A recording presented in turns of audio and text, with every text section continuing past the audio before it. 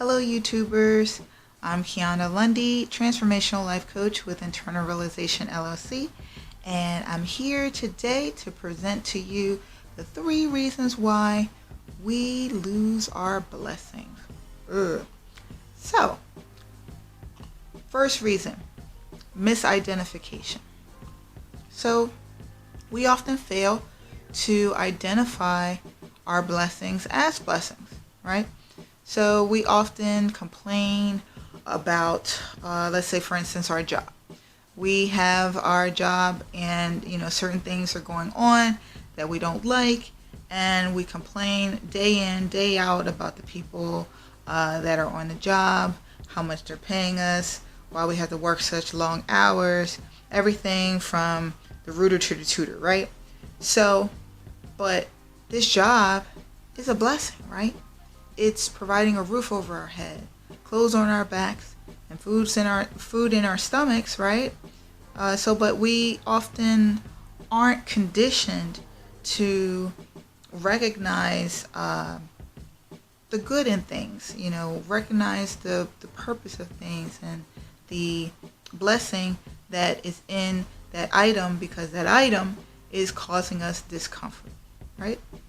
So we often will, just not appreciate that item until that item is gone from our lives, right? So you lose that job, yeah, you are going to be feeling a little bit well, you know what, that job did provide me a lot and now it's gone, and I should have taken a better care of it, right? So that brings me to the story of Joseph.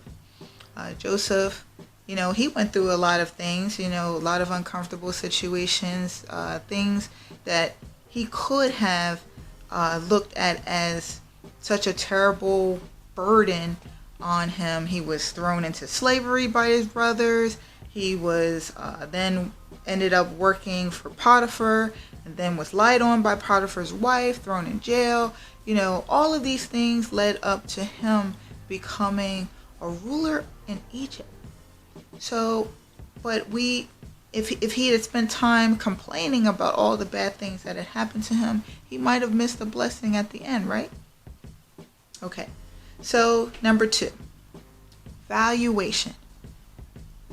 So we cherish the things that we place value on. The things we consider valuable, we're going to treat well. And the things that we consider to be of less value, we may mistreat or dismiss, right? So that brings me to the story of Esau and Jacob. Esau and Jacob were twin brothers, and Esau was the eldest.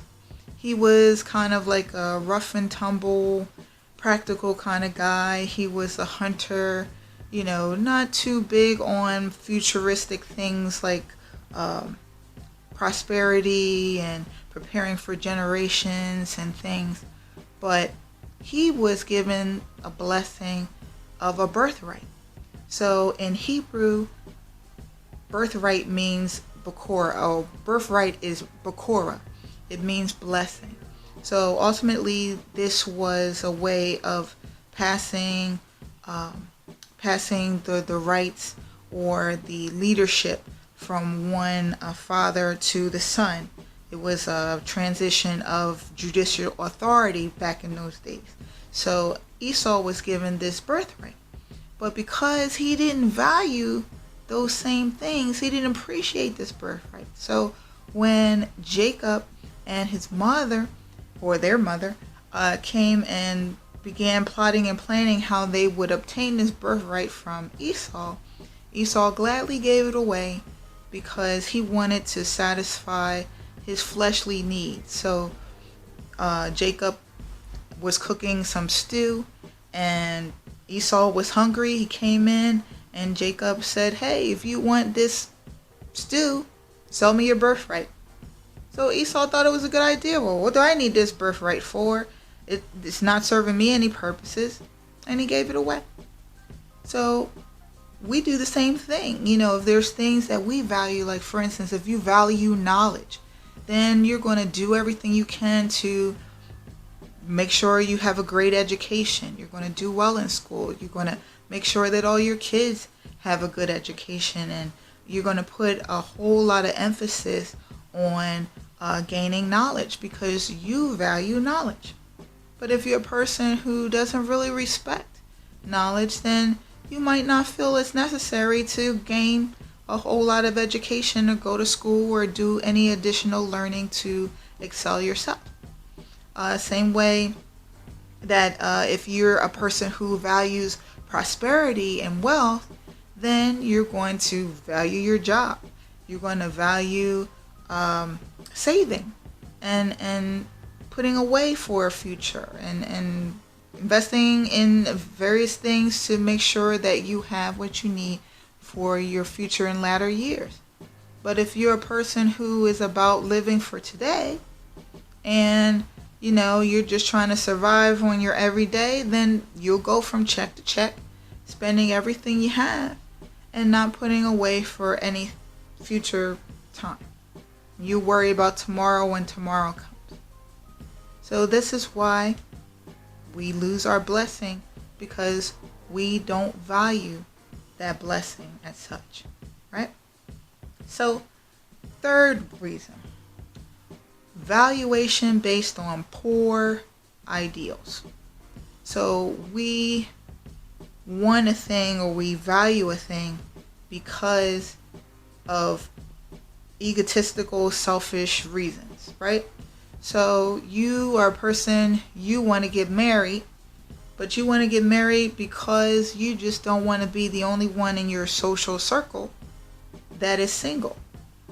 You don't want to wait for yourself to be ready for a marriage and you jump into a marriage. And because you got into that marriage under poor pretenses or poor intentions, you don't value the marriage. You don't value the person. You just was doing it just for the sake of being married. Same thing if you are on a job that you want a promotion. You don't want to be the one to make change or to be a good leader. No. You are the person that just goes and wants a title for the sake of having a title or to be over people. So people like that, they tend to lose those jobs and those positions really fast because they didn't want to get that job to do a good thing. They want it for selfish and egotistical reasons. Proverbs 1:19 says, "Such are the paths of all who go after ill-gotten gain. It takes away the life of those who get it." Right? So you will soon lose the thing that you got because you got it just based on, some fleshly reasons. Like they were just not a good reason.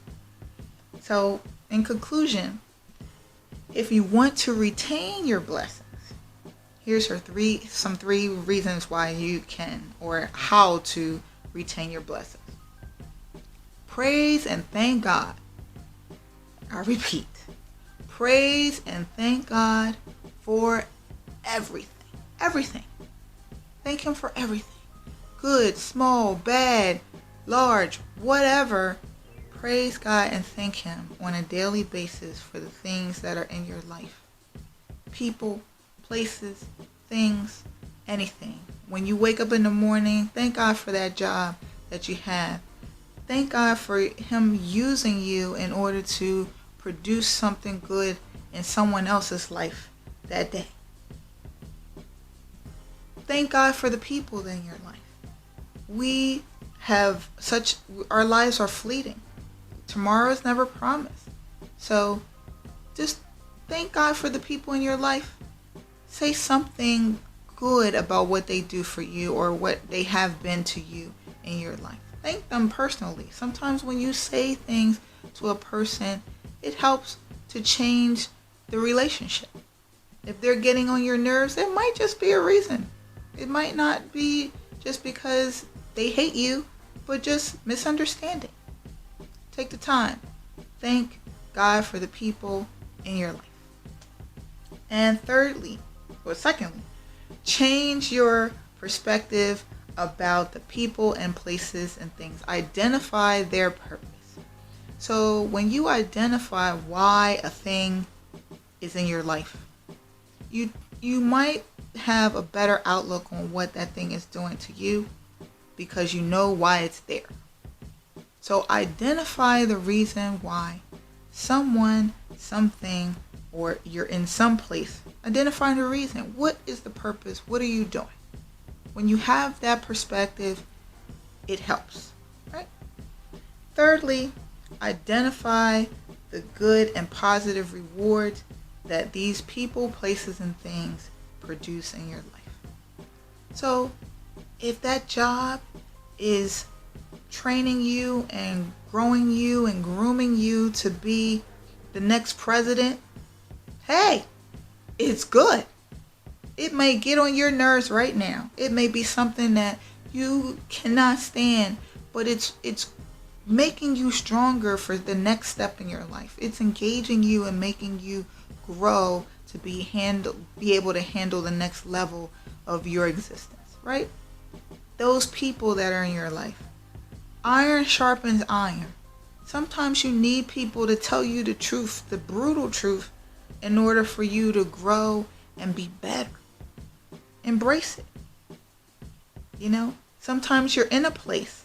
It may not be where you want to be, but it's getting you to where you will be. So embrace it. Have a different perspective and thank God for where you are right now. Okay? So if this word inspired and helped you, please like and subscribe below. And remember to always, always live your best life and be your best self. Take care.